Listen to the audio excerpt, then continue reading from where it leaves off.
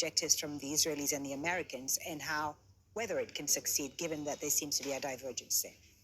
Yeah, well, I think there's clearly an inconsistency.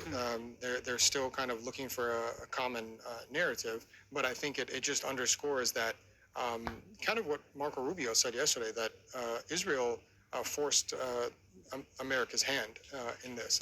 I'm of the mind that the United States didn't necessarily want this war, at least not now, but it was Benjamin Netanyahu, again, kind of getting his way with Donald Trump. And it's ironic, as many have noted, that the America First president has become almost kind of Israel First during this second term. So, look, I think Israel wants chaos. I certainly don't think this is about a nuclear weapon. I don't necessarily think it's about regime change. I think they want a collapsed state. I think they want a weakened region of the only hegemon. Washington says the objective is to destroy Iran's missile and nuclear capabilities. What does that actually require militarily? And who, between President Trump and Netanyahu, who's right on the timeline? Trump says 5 weeks, possibly. Netanyahu says...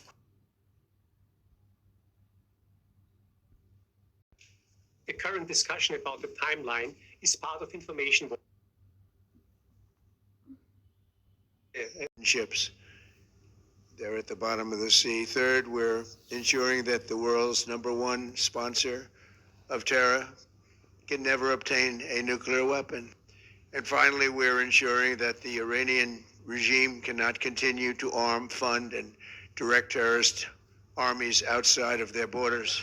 Following U.S. strikes on Iran in June of 2025, Trump says Iran defied warnings to halt pursuing a nuclear weapon and was using its conventional ballistic missile program to shield nuclear ambitions. Trump also explained why he gave up on diplomacy. We thought we had a deal, but then they backed out.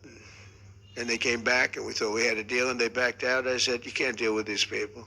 Well, good morning. Hours earlier, the defense secretary acknowledged there have been U.S. casualties. He explained how Iran broke through U.S. defenses, killing 4 soldiers. Every once in a while, you might have one, unfortunately, we call it a squirter that makes its way through. And in that particular case, it happened to hit a tactical operations center. And the chair of the Joint Chiefs cautioned there could be more deaths. This is not a single overnight operation. The military objectives that CENTCOM and the Joint Force have been tasked with will take some time to achieve, and in some cases will be difficult and gritty work. We expect to take additional losses. President Trump insists combat operations are ahead of schedule. Still, he's not ruling out sending U.S. troops into Iran.